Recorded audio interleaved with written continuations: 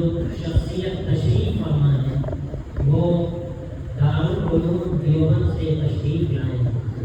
دارالعلوم دیوبند وہ صرف کسی عمارت کا نام نہیں، وہ ہدایت کا ایک قلعہ ہے جہاں سے امت کو ہدایت کے اسباق ملے ہیں، اور علماء دیوبند کی جو انہوں نے جو کارگزاری اور جو کارنامے انجام دیے ہیں ان کو بیان کرنے کے لیے ایک لمبا وقت چاہیے۔ علماء دیوبند کی وجہ سے اس وقت ہمارے سامنے حضرت اقدس مولانا محمد سلمان صاحب بہنوئی صاحب جو دارالعلوم دیوبند کے حدیث کے استاد ہیں اور ترجمان دیوبند کے ترجمان ہیں، وہ ہمارے سامنے تشریف فرمائے، اور حضرت صرف حدیثی کے استاد نہیں بلکہ اس وقت امت کے مسائل پر بہتری نظر رکھنے والے اور معاشرے کی جو اصلاح کرنے والے حضرات ہیں ان میں حضرت کا بھی شمار ہے۔ میں بلا کسی تاخیر کے آپ حضرات کے سامنے حضرت کو دعوت دینا چاہتا ہوں، آپ تمام حضرات کی طرف سے، کہ حضرت والا تشریف لائیں اور اپنے بیان سے ہم سب کو مستفید فرمائیں۔ حضرت مولانا محمد سلمان صاحب بہنوئی دامت برکاتہ۔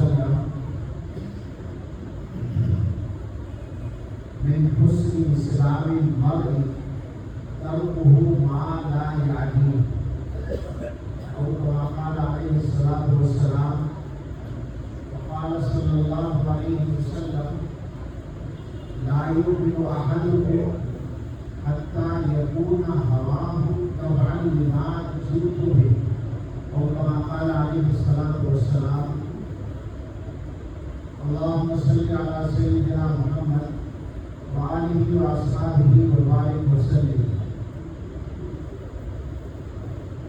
اللہ تعالیٰ کا شکر ادا کرتے ہیں کہ آپ کے شہر میں جو بڑی نسبتوں والا شہر ہے سہارنپور، ہمارے بزرگوں کا اور اکابر کا شہر ہے، यहाँ हाजिरी का मौका मिला और आप हजरात से मुलाकात हुई। अल्लाह करे हमारी हाजिरी हमारे लिए भी और आपके लिए भी खैर और नाफे साबित हो।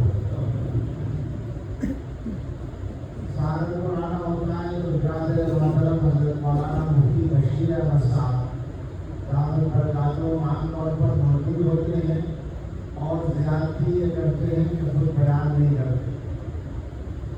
मैं सोचता हूँ कि उनका बयान हो तो हमें भी कुछ इस्तेमाल का मौका मिले और फिर हम भी कुछ बोलें, लेकिन वो ड्यूटी एक ही आदमी की मुकर्रर कर देते हैं। अभी मैंने मुफ्ती साहब से पूछा कि यहाँ की ज़रूरत के मुताबिक कोई खास मजमून को बयान करना मुनासिब हो। मुझे पहले अंदाजा था कि वो क्या जवाब देंगे, बिल्कुल वही जवाब उन्होंने दिया। और ये इस सवाल का हर जगह ये जवाब तकरीबन मिलता है। तो ये कि कोई खास बात नहीं, जो सब जगह है वो यहाँ है, जो जरूरत सब जगह की वो यहाँ की जरूरत है। मुझे इसका तजर्बा है सारे हिंदुस्तान में घूमकर। एक मरतबा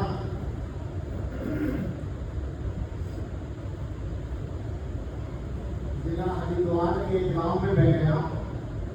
वहां पर बयान से पहले कुछ बात होती थी एक शाम से। उन्होंने बताया कि हमारे गांव में 75% मुसलमान हैं। तो मैंने कहा कि प्रधान कौन है? 75% मुसलमान है। मैंने कहा प्रधान कौन है? कहने लगे इसका मतलब ये है कि आप हमारी बिरादरी का मिजाज जानते हैं। मैंने कहा मैं आपकी बिरादरी नहीं जानता, मुझे बताइए कि आपकी कौन सी बिरादरी है और उस गाँव में कौन लोग रहते हैं। बिरादरी का सवाल मेरे जहन पर होता ही नहीं, वो खाना ही नहीं है।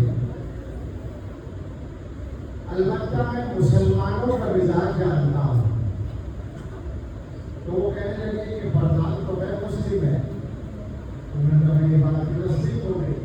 मैं यही कहना चाहता था, मैं इसीलिए पूछ रहा था तो प्रधान कौन है, क्योंकि मुसलमानों का आम मामला ये है कि जहाँ ज्यादा होंगे वहाँ उतने ही ज्यादा लड़ेंगे, उतने ही ज्यादा उम्मीदवार खड़े होंगे और दूसरे रख दी जाएगा। इससे कोई जगह बची हुई नहीं है। एक जगह मैंने बयान किया मुंबई के इलाके में। वहाँ पर मैंने मुसलमानों के दरमियान जो आजकल एक बुराई पाई जाती है उसका जिक्र किया। मुखबिरी कहते हैं आप लोग, समझ रहे ना मेरी बात। बहुत से मुसलमान भाई अपने भाइयों की आजकल मुखबिरी करते हैं। ये हर जगह की बीमारी है। ये काले फैक करने वाले हर जगह पाए जाते हैं। अब वहाँ मैंने बयान में इसका जिक्र कर दिया मुसलमानों के हालात के तहत। तो बयान के बाद एक आदमी कहने लगे कि आप यहाँ के हालात से बहुत वाकिफ हैं। मैंने कहा नहीं, मैं तो वाकिफ नहीं हूँ, मुझे कुछ ज़्यादा हालात नहीं मालूम यहाँ के। लेकिन अभी आपको मुखबिरी का जिक्र कर रहे थे वो यहाँ बहुत है। तो फिर मैंने यही कहा कि मैं यहाँ के हालात से वाकिफ नहीं हूँ, मैं हिंदुस्तानी मुसलमानों के हालात से वाकिफ हूँ। मुसलमानों के हालात आमतौर पर एक जैसे हैं। ये बात जब हो रही है तो इसी की मुनासबत से बात को आगे बढ़ा दें कि आम मिजाज हम मुसलमानों का हदीस से बिल्कुल खिलाफ चल रहा है। अल्लाह के रसूल सल्लल्लाहु अलैहि वसल्लम ने हदीस से मुसलमानों के मुसलमान होने का एक मेयार बताया है। इस्लामिक मर्द तबहु माना यानी आदमी के इस्लाम का हुस्न ये है, आदमी के मुसलमान होने की खूबसूरती ये है कि वो बेमकसद चीज़ों को छोड़ दे, बेमकसद बातों को भी, बेमकसद कामों को भी छोड़ दे। अगर आपको फुर्सत हो और आप किसी वक्त जायजा लेना शुरू करें, अपने शहर का ले लें, अपने महल्ले का ले लें या इलाके का ले लें या सारे मुल्क में घूम जाए, सब जगह आपको اس کی مثالیں مل جائیں گی کہ ہم اور ہمارے بھائی بیکار اور بے ضرورت کاموں میں اور باتوں میں روزانہ اچھا خاصا وقت لگاتے ہیں اور ضروری کام چھوڑ دیتے ہیں. کسی بھی معاملے میں مسلمانوں کا یہ مزاج بالکل نمایاں نظر آتا ہے. اس کو ذرا بدل کر میں کہوں، کیا آپ نے اپنے علاقے اور محلے میں عام طور پر یہ ماحول نہیں پایا کہ آدمی کو اگر کہیں بیٹھنے کا موقع مل جائے تو وہ ٹائم نہیں دیکھتا، باتوں میں لگا رہتا ہے. دوستوں کے یہاں بیٹھ جاتے ہیں، بہت سے گھروں میں بیٹھکیں ہیں یا ہوٹلوں پر لوگ جمع ہوتے ہیں، تو کبھی دیکھا ہے کسی کو یہ فکر کرتے ہوئے کہ بھائی آدھا گھنٹہ بیٹھے ہوئے ہو گیا، آپ چلو. آدھے گھنٹے میں تو سوال ہی پیدا نہیں ہوتا خیال رکھنے کا. 2-4 گھنٹے ہو گئے ہوں، گھر سے فون آنے لگے ہوں، کوئی ضروری تقاضا سامنے آ گیا ہو تو شاید خیال آ جائے کہ ہاں بھی دیر ہو گئی. آدھا گھنٹہ خراب کرنے کو تو مسلمان کوئی بات ہی نہیں سمجھتے. آپ غور کریں اس پر کہ ہم زندگی کس طرح گزار رہے ہیں. صبح سے شام ہو جاتی ہے، شام سے صبح ہو جاتی ہے. میں آپ سب سے ایک بات کہتا ہوں کہ حساب لگائیں 24 گھنٹے میں آپ کیا کیا کام کرتے ہیں، ان میں کتنے کام صحیح ہیں، جائز ہیں، اور ان میں سے کتنے کام ضروری ہیں. تو پتہ ہی چلے گا کہ کئی گھنٹے روزانہ یا تو ناجائز باتوں میں یا بے ضرورت کاموں میں گزر رہے ہیں. اور اس کے بعد ہم یہ سوچتے ہیں، شکایت ہوتی ہے ہماری کہ ہمیں کامیابی نہیں ملی. دنیا کی حکومتوں کا جو نظام ہے وہ اپنے حساب سے چلتا ہے، مگر اللہ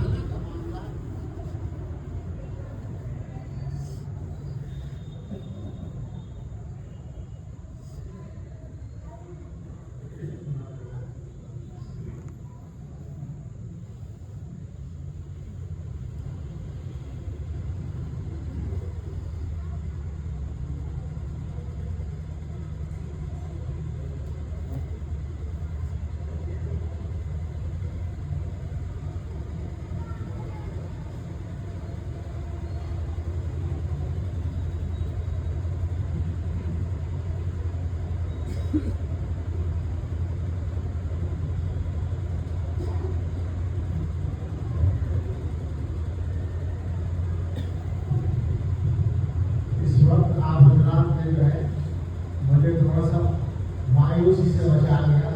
لائٹ بھاگنے پر عام مزاج ہے بولنا شروع کر دیتے ہیں لوگ. مجھے اس وقت سے خوشی ہوئی کہ یہ مجموعہ بولنے میں نہیں لگا، چپ رہے، ورنہ کئی آدمی تو کھڑے ہو جاتے ہیں، حالانکہ ان سے متعلق وہ کام نہیں ہوتا، انتظام نہیں ہوتا، مگر بولنا شروع کر دیتے ہیں. تو میں کہہ رہا تھا کہ دنیا کی حکومتوں کا جو کام ہے وہ اپنے انداز سے کرتی ہے. ہمارا کام یہ ہے کہ ہم اللہ تعالیٰ پر نظر رکھیں اور دنیا کے اندر اپنے کاموں کو ٹھیک کرنے کے لیے اللہ اور اللہ کے رسول صلی اللہ علیہ وسلم کے طریقے پر آ جائیں. اس لیے 2-3 باتوں پر توجہ کریں. مشکلات ہیں، حالات ہیں، خطرات اور خدشات ہیں، اندیشے ہیں، بالکل ٹھیک بات ہے، سب ہیں. لیکن ایک بات تو مسلمان یہ بتائیں کہ کیا دنیا میں اللہ تعالیٰ کی مرضی کے بغیر کچھ ہو سکتا ہے؟ کچھ بھی نہیں ہو سکتا نا. جو ہو رہا ہے وہ اللہ کی مرضی سے ہو رہا ہے. اور اس معاملے میں رسول اکرم صلی اللہ علیہ وسلم نے بہت آسان اور واضح کر کے سمجھا رکھا ہے. ایک حدیث ہے جو علماء جانتے ہیں، حضرت عبداللہ ابن عباس رضی اللہ تعالیٰ عنہ حضور نے نصیحت کی. عبداللہ ابن عباس رضی اللہ عنہ رسول اللہ صلی اللہ علیہ وسلم کے چچا بھائی ہیں، مگر بالکل اولاد کی طرح ہیں، حضور کے بچوں سے بھی چھوٹے ہیں حضور کے. اور ان کی خالہ حضرت میمونہ رضی اللہ تعالیٰ عنہ حضور صلی اللہ علیہ وسلم کی زوجہ مطہرہ بھی تھی، تو خالہ کا گھر بھی تھا. بار بار وہ حضور کی خدمت میں رہتے تھے اور حضور کی صحبت میں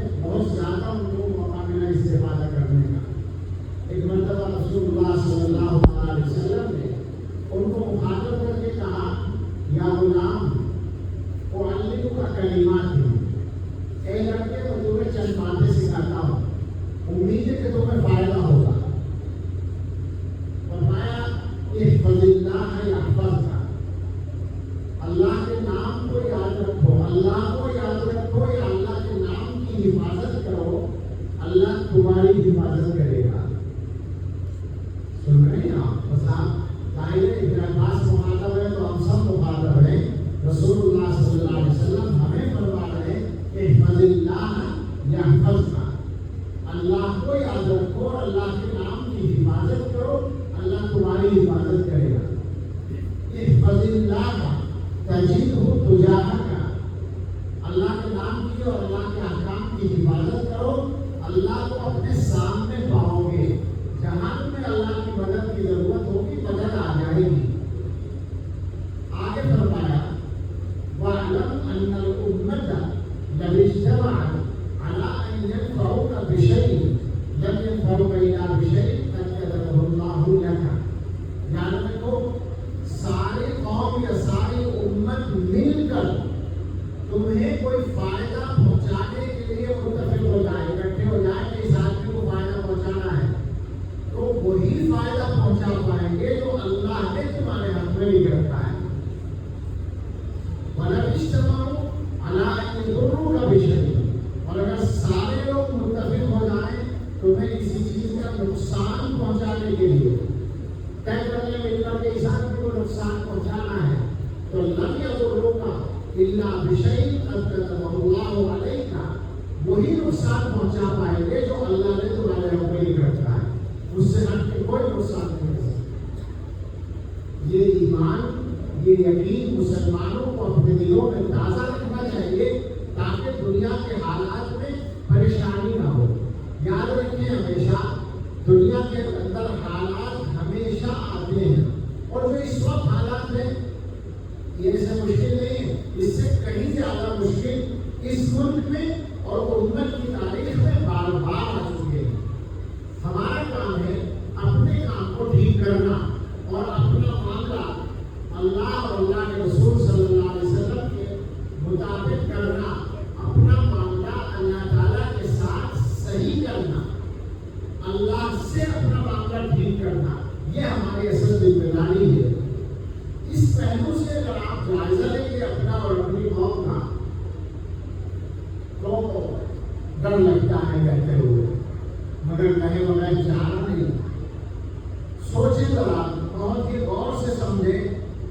میں اس بات کو اس طرح کہتا ہوں، نارمل حالت میں ہم سب ٹھیک ہیں، اچھے آدمی ہیں، کہتے ہیں کسی آدمی سے کوئی معاملہ نہیں تو ہم بھی اچھے وہ بھی اچھا، ہمارے اخلاق بھی اچھے اس کے اخلاق بھی اچھے، اور سارے اعمال میں ہم ٹھیک، لیکن جہاں ذرا سا فرق حالت میں آیا ہم بدل جاتے ہیں، اللہ کے ساتھ بھی بدل جاتے ہیں، حقوق اللہ میں، اور بندوں کے ساتھ تو اور جلدی بدل جاتے ہیں۔ بطور مثال میں عرض کروں، مسلمانوں میں نماز پڑھنے والوں کی تعداد ویسے ہی کم ہے، لیکن ہم جیسے جو نمازی کہلانے والے لوگ ہیں، کیا ایمانداری سے سوچ کر بتائیے ذرا ذرا سی بات پر ہم لوگوں کی نماز قضا نہیں ہو جاتی؟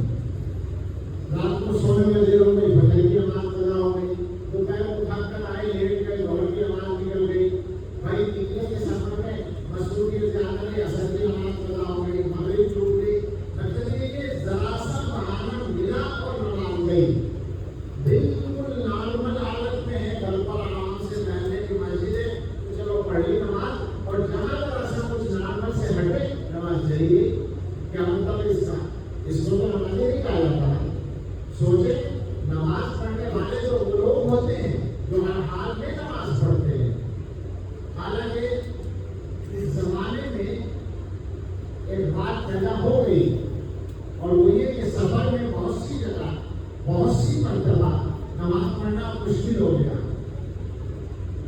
مگر میں اس کو یوں کہا کرتا ہوں کہ یہ بھی ہمارے نماز نہ پڑھنے کی سزا ہے۔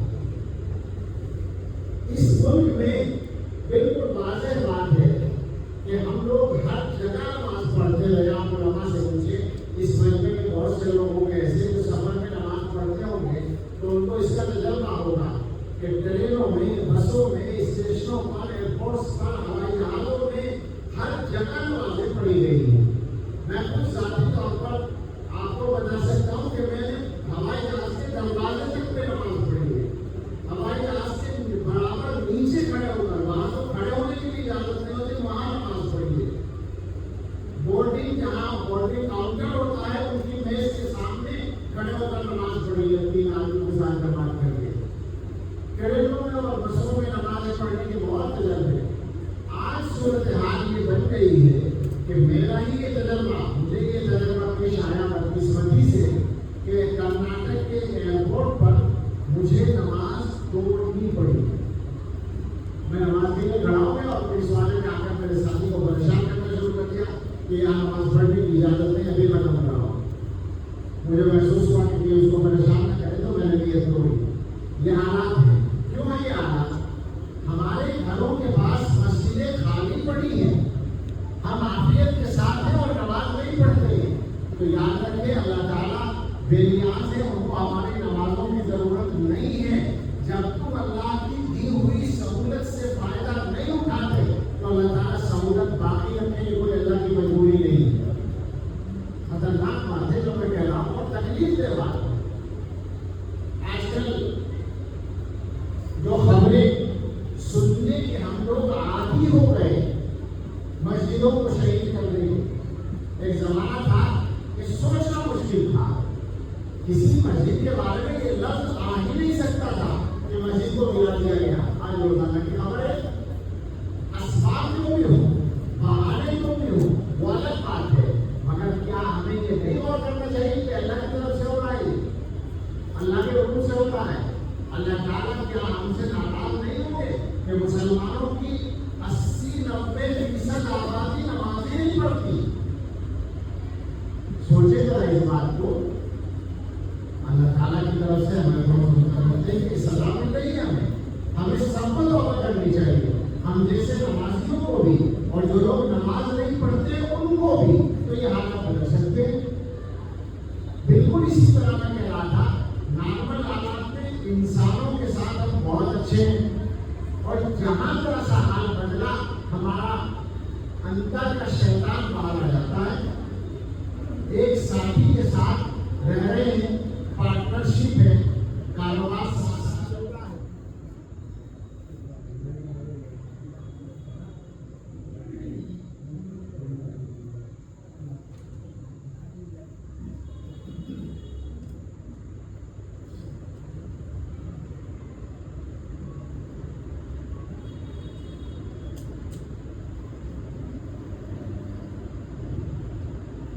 کسی کے ساتھ کاروبار چل رہا ہے، جب تک مزاج مل رہا ہے دونوں ٹھیک ہیں، اور جہاں بگاڑ آیا تو وہ بھی سب سے بڑا بے ایمان اور یہ بھی سب سے بڑا بے ایمان۔ نہیں ہوتا ہے کوئی کل تک دونوں ٹھیک تھے، آج دونوں بے ایمان کیسے ہوں گے؟ عجیب بات ہے۔ گھر کے اندر ہے، نارمل عادت میں بڑے اچھے اخلاق ہیں، جہاں ذرا سا مزاج کے خلاف کوئی کام ہوا، غصہ آ گیا، اور جب غصہ آیا تو شریعت اور اخلاق سب ایک طرف، گھر والوں کے اوپر زیادتی ہو رہی ہے، ڈانٹ رہے ہیں، ڈپٹ رہے ہیں، اور سمجھ رہے ہیں کہ ہم کوئی غلطی بھی نہیں کر رہے۔ تو عام طور پر گویا میں بہت تفصیل میں نہیں جانا چاہتا، ایک اشارہ کیا ہے میں نے کہ اس طرح سے آپ اپنا جائزہ لیں کہ نارمل حالت میں تو ہم نظر آتے ہیں کہ شریف آدمی ہے، ٹھیک ہے، دیندار ہے، مگر دینداری کا پتہ وہاں چلتا ہے جہاں ہماری خواہش کے خلاف کوئی کام ہو، تو وہاں جو ہمارا رویہ ہے وہ یہ بتاتا ہے کہ ہم صحیح طریقے پر مائل نہیں ہیں۔ مسلمان وہ ہے جو ہر حال میں اللہ کے حکم پر قائم ہے۔ اس وقت یہ ہر حال کا لفظ آیا تو میرے ذہن میں 2-3 باتیں آ گئی۔ آدمی کے پاس پیسہ ہے تو پتہ نہیں چلا کہ وہ حلال و حرام کی پرواہ نہیں کر رہا، خرچ کرنے میں فضول خرچی کر رہا ہے۔ آج کل میں دیکھتا ہوں کہ تھوڑے سے پیسے ہوتے ہیں لوگوں کے پاس، اور کھانا کھانے کے لیے سفر کر کر کے جاتے ہیں ہوٹلوں میں۔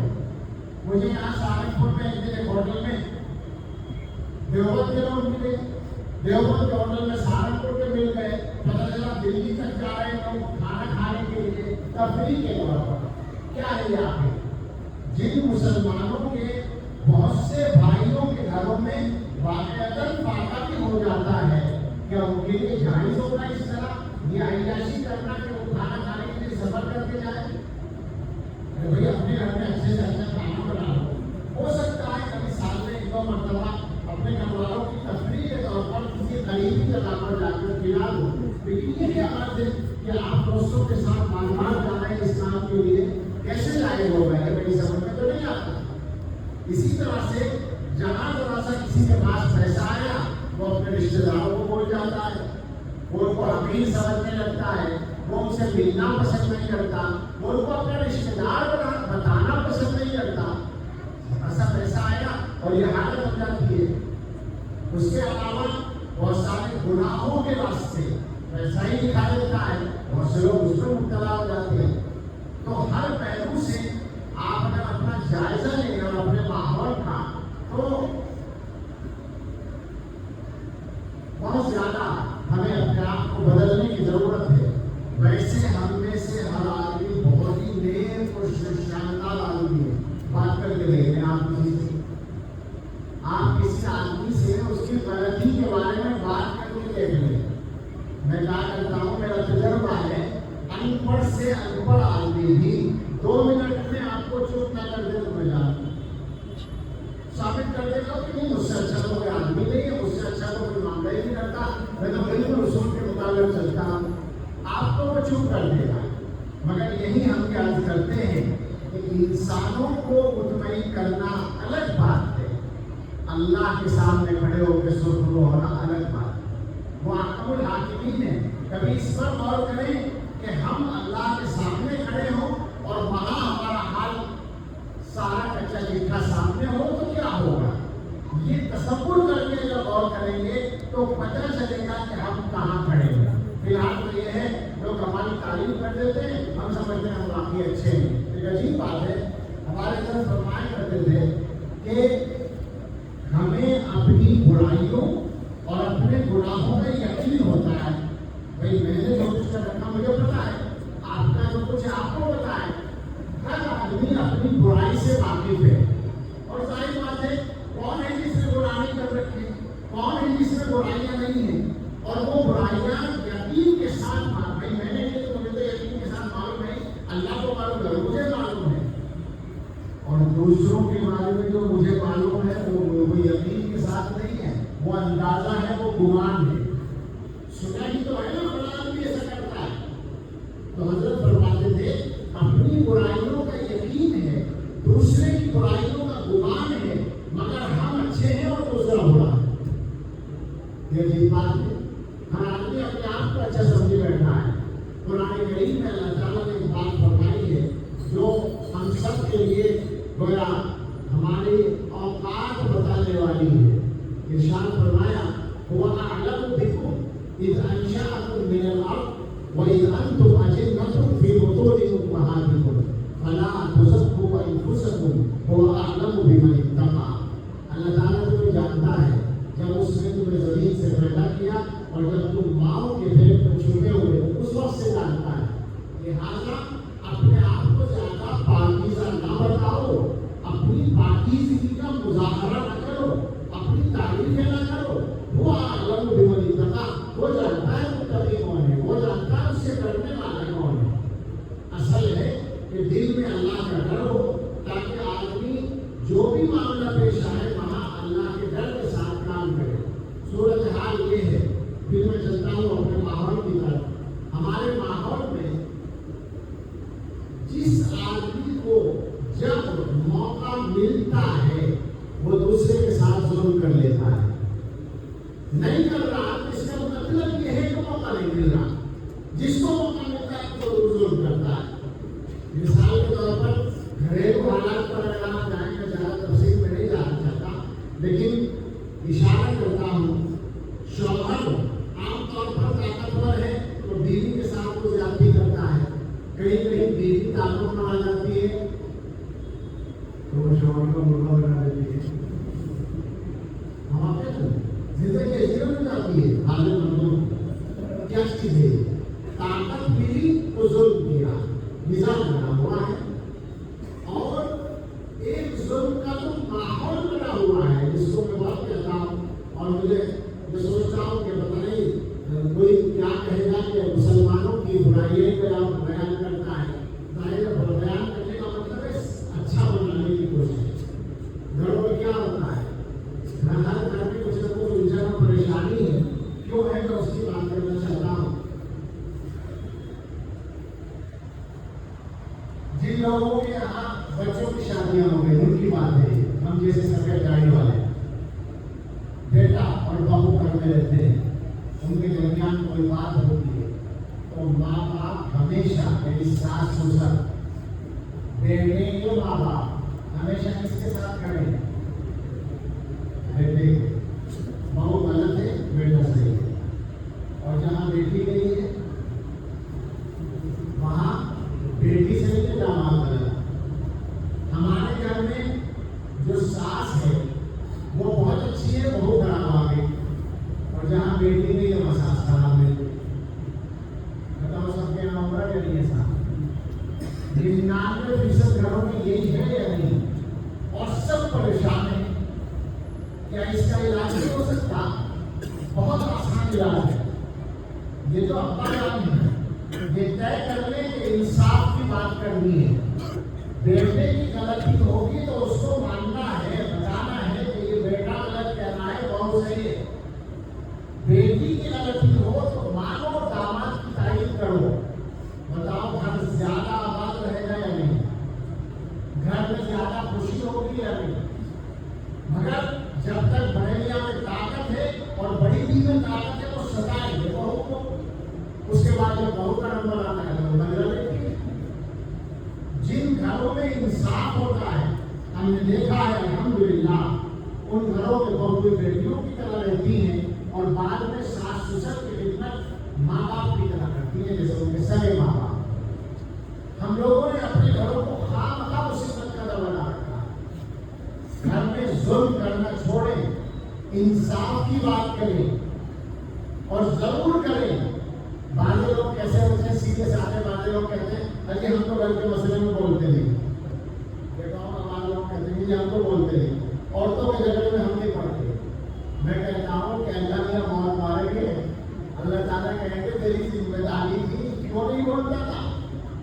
انصاف کی بات بولنا ذمہ داری تھی. تم تو ذمہ دار تھے گھر کے, تمہیں گھر کو ٹھیک کرنا تھا, تمہیں چپ رہنے کا موقع نہیں تھا.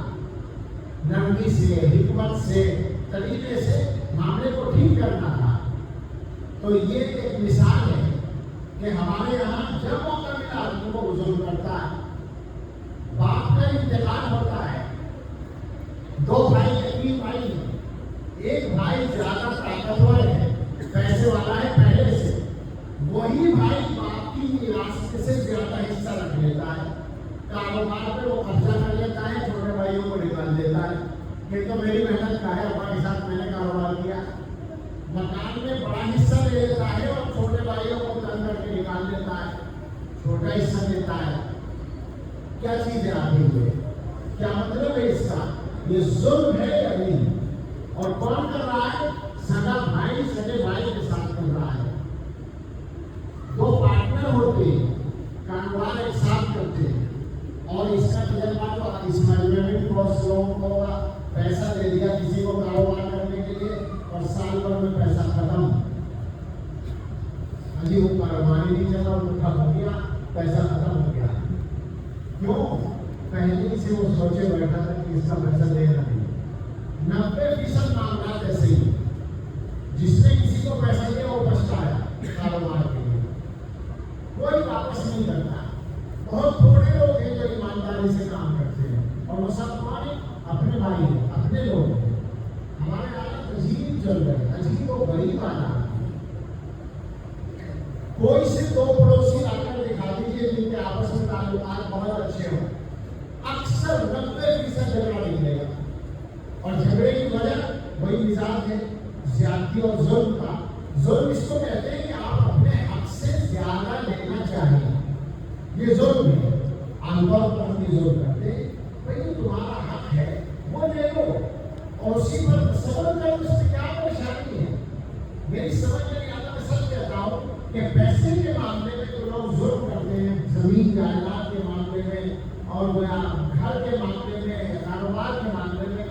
دوسرے کا حق دباتے ہیں وہ اگر جان لیں کہ وہ اپنا کتنا بڑا نقصان کر رہے ہیں تو ایک پیسہ لینا پسند نہ کریں. ایک نقصان تو ہے تو آخرت کا نقصان ہے. دنیا میں جس کا حق دبائیں گے آخرت میں اللہ کا دینا ہی پڑے گا اور ایسی چیز سے دینا پڑے گا جس کی بڑی ضرورت ہوگی. نیکیوں سے دینا پڑے گا.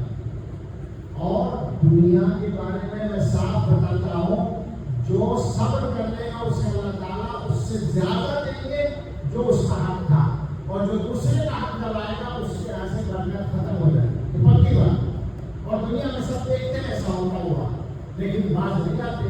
لالچ سے باز نہیں آتے. حرص سے باز نہیں آتے. عجیب و غریب بات. اور ذرا سا اگر حالات کو دیکھیں ہم لوگ جس انداز سے جی رہے ہیں جس انداز سے زندگی گزار رہے ہیں تو گناہوں کے سلسلے میں ہمارے زمانے میں جو ترغیبات ہیں گناہوں کی طرف لانے والے جو اسباب ہیں پہلے سے زیادہ ہو گئی. یہ پکی بات ہے. ہمیں معلوم ہے. ہمیں اپنے بچپن کی بات یاد ہے.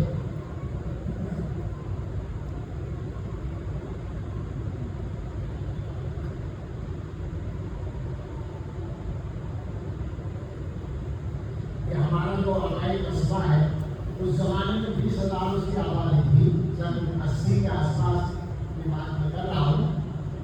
تو ہم بھائی بہن گھر میں بیٹھ کر یہ بات کیا کرتے تھے کہ ہمارے یہاں کس کس کے گھر میں ٹیلی ویژن لگ گیا ہے.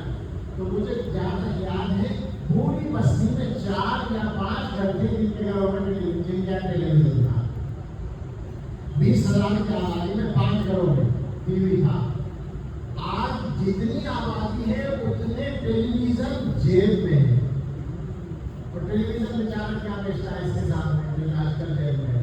موبائل جو ہے وہ بہت آگے کی چیز ہے. اس کی وجہ سے برائیاں پھیل رہی ہیں اور ہمارا نوجوان طبقہ اس کا بہت زیادہ شکار ہے. اور نوجوانوں کو ہم کہہ کے اپنے آپ کو کام بچاتے ہیں اور نام جگہ بوٹے بہت سے بچے ہوئے. شیطان تو سب کے پیچھے لگا ہوا ہے اور برائیاں جب سامنے آتی ہیں تو اللہ کی حفاظت کرے تو ہوگی حفاظت کرنا کوئی بچہ نہیں. بہت نقصان ہو رہا ہے. اور عام طور پر بچوں کے سلسلے میں ماں باپ آگے بڑھ کے بیٹھے عمومی مزاج ہے. اور جب بچہ بگڑتا ہے تو پریشان ہوتے ہیں. یہ عام مزاج بنا ہوا ہے بڑوں کا. یہ 2 باتیں ایک ساتھ مل گئی. میں دونوں کا ایک ساتھ ملانے کے لیے کرتا ہوں. ایک تو میں گناہوں کی بات کر رہا تھا اور بچوں کی نگرانی کی بات آ گئی. دونوں ایک دوسرے سے جڑی ہوئی ہے. ہمارے زمانے میں نوجوانوں کو خاص طور پر جو باقاعدہ ٹارگیٹ کر کے مبتلا کیا جا رہا ہے. اس کو سمجھ لیں اسی طرح سے کہ کوئی اتفاق نہیں ہے. کیسے اتفاق مان لیا جائے جو برائیاں انٹرنیٹ پر آتی ہیں کیا اس میں سے کوئی بھی چیز باقاعدہ تیاری کے بغیر آ سکتی ہے کیا؟ جو گندی فلمیں آتی ہیں تو وہ فلم بنانے کے لیے وہ بدکاری کرنے کے لیے اور اس کی ویڈیو بنانے کے لیے پھر اس کی ایڈیٹنگ کرنے کے لیے پھر اس کو اپلوڈ کرنے کے لیے ایک عملہ چاہیے نا. دنیا کے اندر آج کل بہت دنوں سے میں نے نہیں دیکھا. کئی سال پہلے دیکھا تھا تو گندی فلمیں اپلوڈ کرنے والی سائٹس کی تعداد لاکھوں میں تھی. یعنی لاکھوں سائٹ تھیں جن سے گندی فلمیں اپلوڈ کی جا رہی تھی. اب تو ان کے 10 لاکھ ہو گئی. اگر 1 لاکھ بھی ہوں تو ہر سائٹ سے کام کرنے والے 2-4-5 آدمی ہوں. اس کا مطلب ہے کہ 5 لاکھ 10 لاکھ 20 لاکھ 50 لاکھ آدمی باقاعدہ دنیا میں گندگی پھیلانے میں لگے ہوئے ہیں. باقاعدہ کا مطلب ہے کہ اسی سے ان کی روزی روٹی نہیں چل رہی. کتنی خطرناک بات. تو اس لیے بہت زیادہ توجہ کی ضرورت ہے. کوشش کریں اپنے آپ کو بھی بچائیں اور اپنے بچوں کو بچانے کے لیے تو اور زیادہ محنت کی ضرورت ہے. اور یہ یاد رکھیں کہ جب بچہ عادی ہو جائے گا تو آپ نہیں بچا پائیں گے. وہ تو بچپن سے عادت ڈالنی ہوگی. میں نے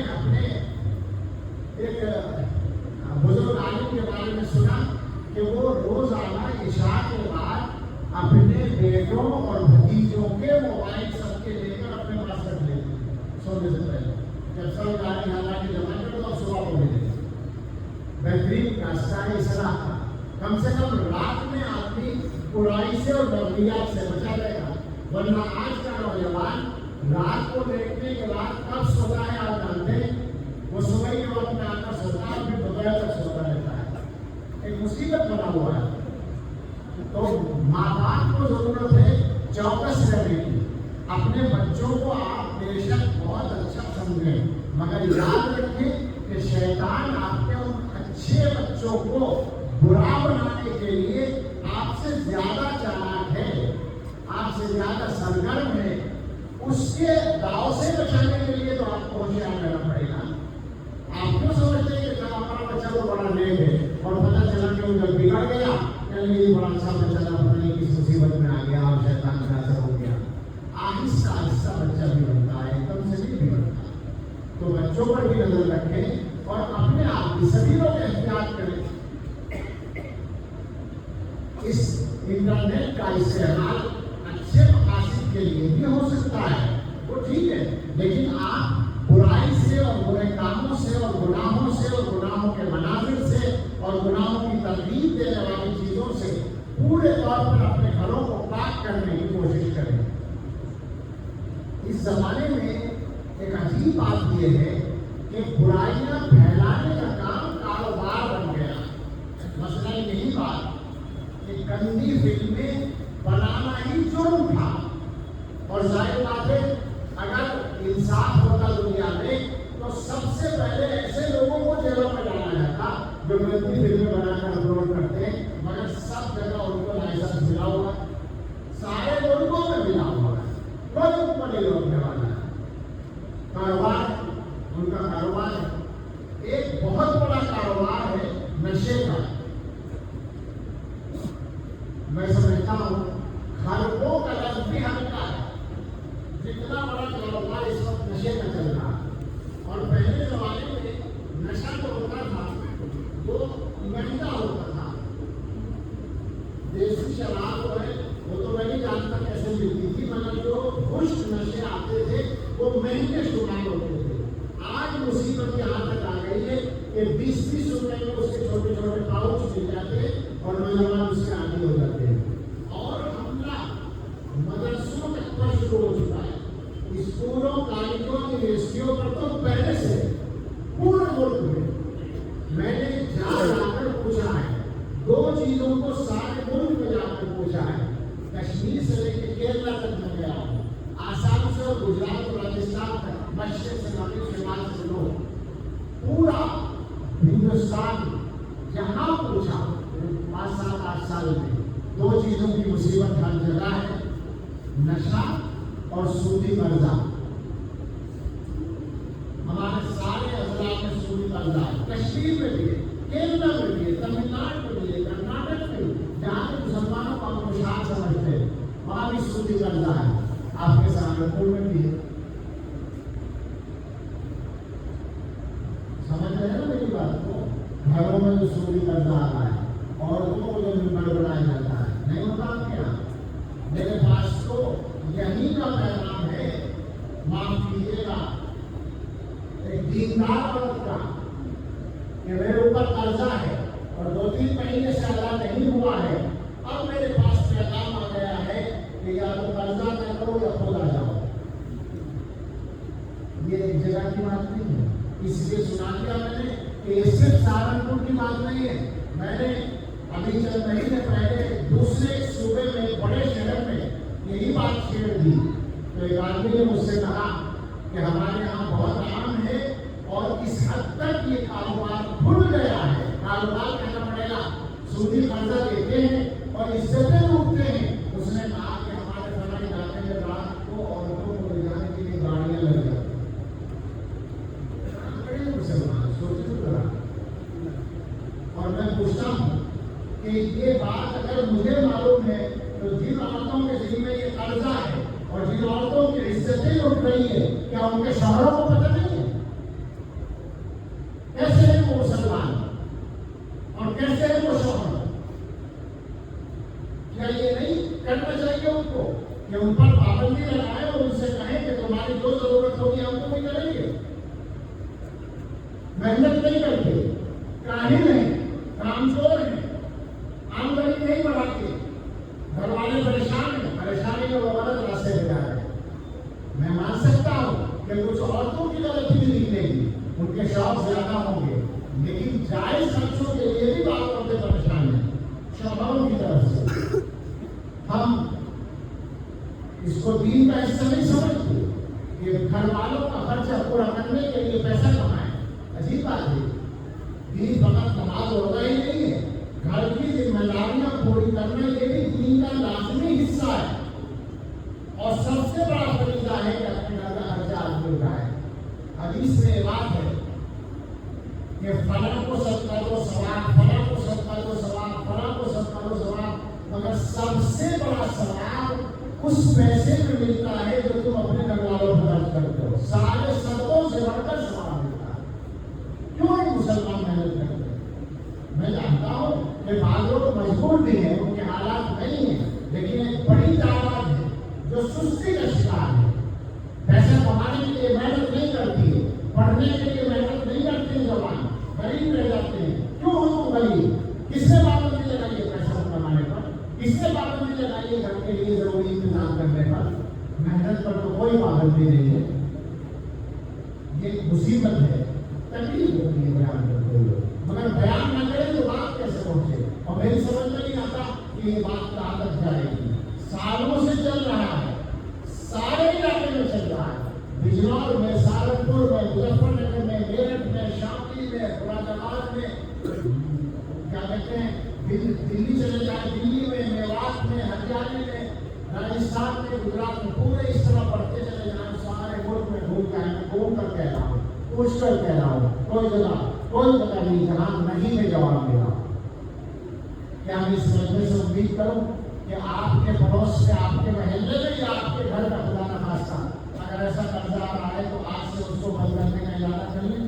انشاءاللہ کرنا پڑے گا. اس کے بعد کام چلنے والا نہیں ہے, بہت بڑے حالات ہے. یہی معاملہ نشے کا ہے, سارے ملک میں پھیلا ہوا ہے. لڑکیوں میں عام ہے اس وقت نشہ, باقاعدہ پھیلایا جا رہا ہے. یہ سب گناہوں کے کام کاروبار بن گئے ہیں لوگوں کے لیے. مسلمانوں کے لیے تو بچنے کا شاندار راستہ تھا کہ وہ اللہ کے حرام کیے ہوئے کاموں سے اپنے آپ کو بچاتے تو ہر سازش سے بچ جاتے. بھائی اللہ نے سود کو حرام کیا, کل سود لینے کو بھی حرام کیا اور سود دینے کو بھی حرام کیا. اللہ نے نشے کو حرام کیا, اللہ نے بدکاری کو حرام کیا. مسلمان کیوں نہیں بچتا ہے چیزوں سے؟ دنیا والے کیوں کامیاب ہو رہے ہیں مسلمان کو اس کا شکار کرنے میں, اس کا شکار بنانے میں کیوں کامیاب ہو رہے ہیں؟ ظاہر ہے کہ ہم وہ کام نہیں کر رہے, وہ محنت نہیں کر رہے اپنے آپ کو بچانے کے لیے, تو ہمیں کرنی چاہیے. خدا کے واسطے بدلیے اپنے معاشرے. محنت بیانہ سننے اور کہنے سے کام چلنے والا نہیں ہے. ارادہ کرنا پڑے گا اپنے ماحول کو بدلنے کا, اور یہ بات اچھی طرح سے یاد کر لیں کہ اللہ کی طرف سے جو ذمہ داری مقرر ہے وہ یہ ہے کہ اپنے آپ کو بھی اور اپنے گھر والوں کو بھی دوزخ سے بچانا ہے.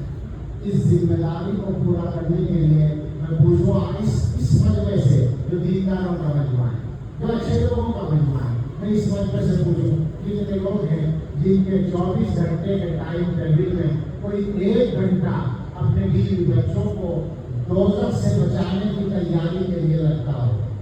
تبلیغی جماعت والے کچھ مل جائیں گے جن کے گھروں میں تعلیم ہوتی ہوگی, وہ اس میں آ جائے گی تھوڑی دیر کی تعلیم.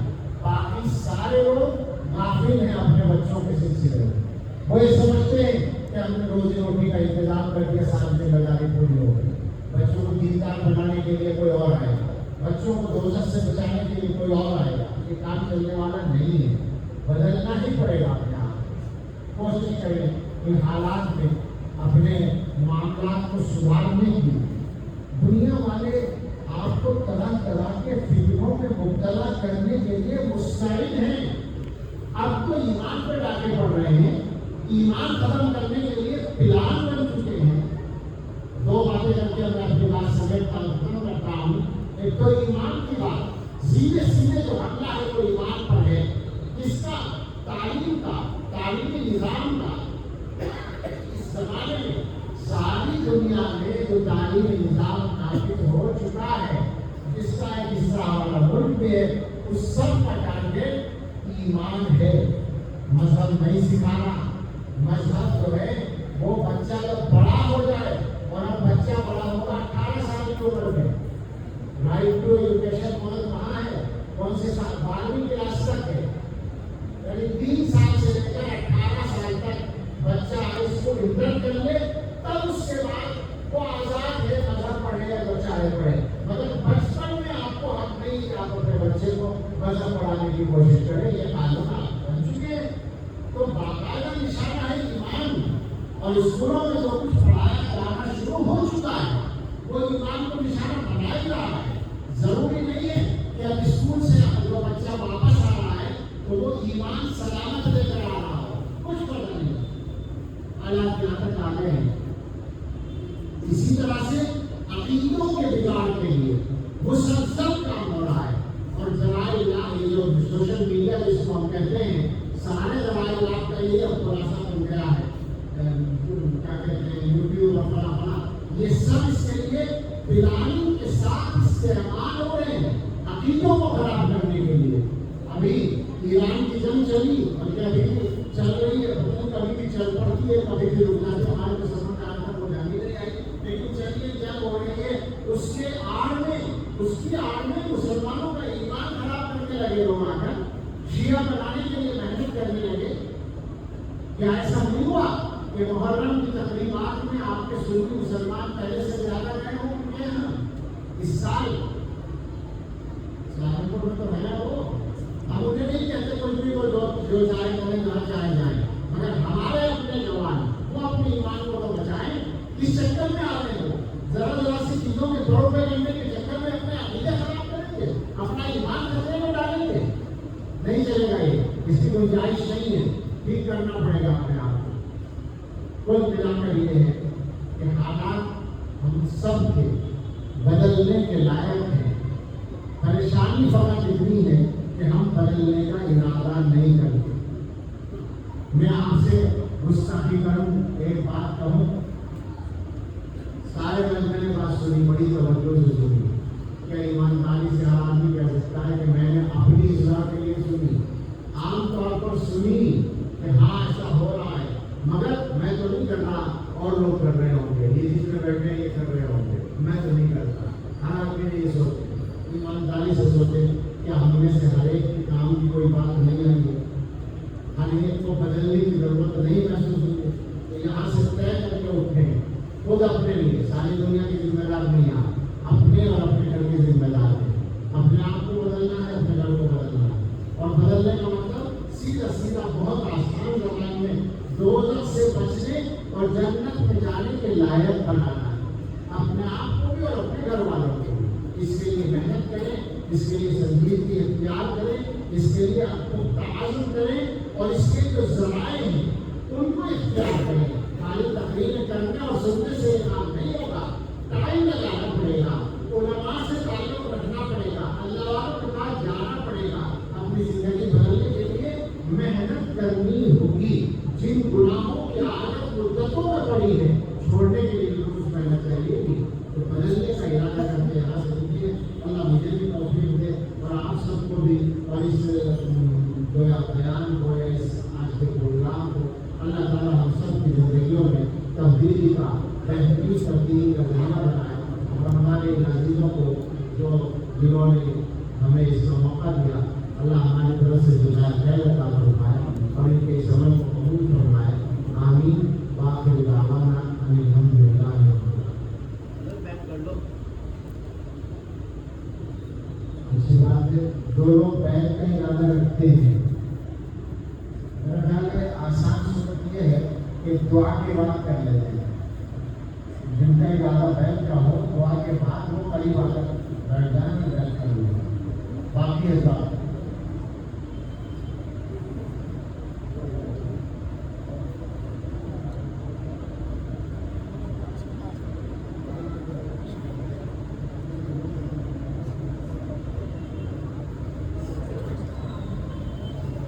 جو کچھ میں نے مفتی صاحب فرمائے مستورات بھی ہیں.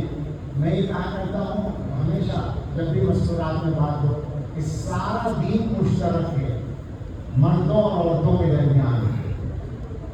چند مسئلے ہیں، نماز کا ایک دو مسئلہ، حج کے ایک دو مسئلے وہ ہیں بس جن میں تھوڑا سا فرق ہے. باقی ساری عبادت، سارے معاملات، سارے اخلاق، معاشرت کے سارے مسائل دونوں کے ایک جیسے ہیں. اور جو میں نے باتیں کی ہیں کچھ تو خواتین ہی کے حق میں گئی ہوں گی. میرا خیال ہے گھریلو انصاف اور ظلم کی جو میں بات کر رہا تھا اس میں تو خاص طور سے خواتین نے سن لیا ہوگا. اور ذرا سا میں ایک جملہ بول دوں کہ یہ جو ناانصافی مرد کرتے ہیں، ناانصافی کرانے والی عورتیں ہوتی ہیں.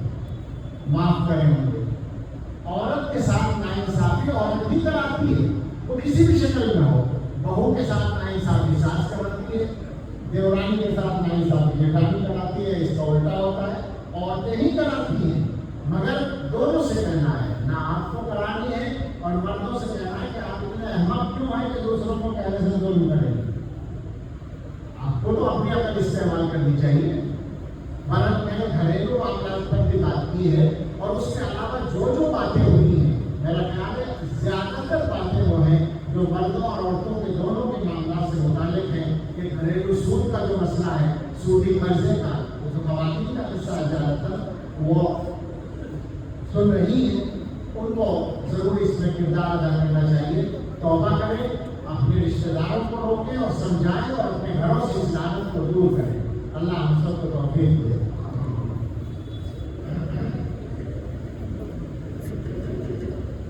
سبحان ربی العلی الوہاب. اللهم صل على سيدنا محمد وآله وأصحابه وبارك وسلم. ربنا آتنا في الدنيا حسنة وفي الآخرة حسنة وقنا عذاب النار. ربنا لا تزغ قلوبنا بعد إذ هديتنا وهب لنا من لدنك رحمة إنك أنت الوهاب. ربنا هب لنا من أزواجنا وذرياتنا قرة أعين واجعلنا للمتقين إماما. اللهم إنك عفو تحب العفو فاعف عنا. اللهم إنا نسألك الهدى والتقى والعفاف والغنى. اللهم أعنا على ذكرك وشكرك وحسن عبادتك. اللهم أعنا على ديننا في الدنيا وعلى آخرتنا بالتقوى. اللهم أحسن عاقبتنا في الأمور كلها وأجرنا من خزي الدنيا وعذاب الآخرة. اے اللہ، ہم آپ کے کچھ بندے یہاں مسجد میں جمع ہوئے دینی باتیں کرنے اور سننے کے لیے. اللہ ہمارے اس جمع ہونے کو قبول فرما لیجیے اور ہم سب کی زندگی میں تبدیلی کا ذریعہ بنا دیجیے.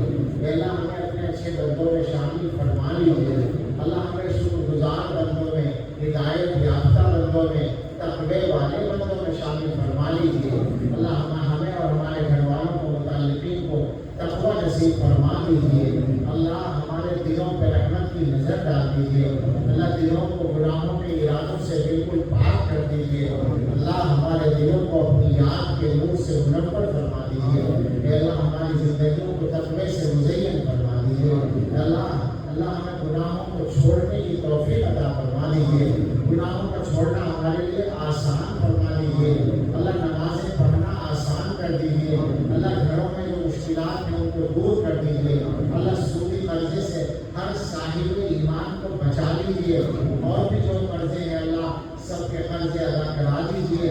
اللہ جو بیمار ہیں ہم میں، ہمارے متعلقین میں، ان سب کو بہترین صحت عطا فرما دیجیے. ہم سب کے گھروں سے بیماریاں اور برے اثرات دور فرما دیجیے. اللہ صحت کو عام فرما دیجیے. اللہ ایمان پر ثواب کو عام فرما دیجیے. اے اللہ جن کے پاس روزگار کا اچھا انتظام نہیں ہے ان کو باوجود حلال روزگار عطا فرما دیجیے. اللہ جن کی شادیاں ہو گئی اور اولاد نہیں ہے اللہ ان کو بہترین اولاد عطا فرما دیجیے. اے اللہ جن کی شادیاں باقی ہیں ان کی شادیاں شریعت و سنت کے مطابق کرنا آسان فرما دیجیے. اللہ ہم سب کی اچھی تمنائیں پوری فرما دیجیے. اللہ ہماری اولادوں کی طرف سے ہمیں خوشیاں عطا فرمائیے. ہماری اولادوں کے لیے ہماری دعائیں قبول فرمائیے. ان کے حق میں ہماری اچھی تمنائیں پوری فرمائیے. اے اللہ اس وقت کے حال پر رحم فرما دیجیے. اے اللہ آپ بے نیاز ہیں، ہمیں بالکل یہ پتہ ہے ہم نازی سے کرتے ہیں. اللہ محتاج ہم ہیں, ہماری ضرورت ہے کہ ہم دین پر عمل کریں. اللہ اے اللہ دین پر چلنا ہمارے لیے آسان فرما دیجیے. اے اللہ دنیا میں جہاں کہیں بھی اہل ایمان موجود ہیں سب کو عزت و وقت کی زندگی عطا فرما دیجیے. اللہ اس ملک میں بھی ہر طرح سے امن و امان عطا فرمائیے. اس ملک کو ترقی عطا فرمائیے. یہاں کے رہنے والوں کو عقائد باہم کے اصول کے مطابق رہنے کی توفیق عطا فرمائیے. اور اللہ تمام ہی اہل ایمان کو عزت و وقت کے ساتھ شریعت پر پورے عمل کے ساتھ رہنا آسان فرما دیجیے. اللہ اس ہماری سرزمین میں برکت عطا فرمائیے, زینت عطا فرمائیے, سکون عطا فرمائیے اور ہمیں اپنی برکت سے محروم نہ فرمائیے. اللہ ہم اپنے لیے اور ساری امت کے لیے ہر خیر کا سوال کرتے ہیں, عطا فرما دیجیے. ہر شر سے پناہ چاہتے ہیں, اپنی پناہ میں لے لیجیے. اللہ ہمارے جمع ہونے کو قبول فرمائیے اور آئندہ بھی خیر پر جمع ہونا آسان فرمائیے. ہمارے عزیزوں کو ہماری طرف سے جزائے خیر عطا فرمائیے اور ہم سب کے لیے اس مجلس کو نافع بنا دیجیے. ربنا تقبل منا انك انت السميع العليم وتب علينا انك انت التواب الرحيم. وصلى الله على سيدنا محمد وعلى واصحابه اجمعين برحمتك يا ارحم. جن کو بیٹھ رکھا ہے وہ آ جائیں اور باقی تشریف لے چلیں. میں معلوم چاہوں گا مسافر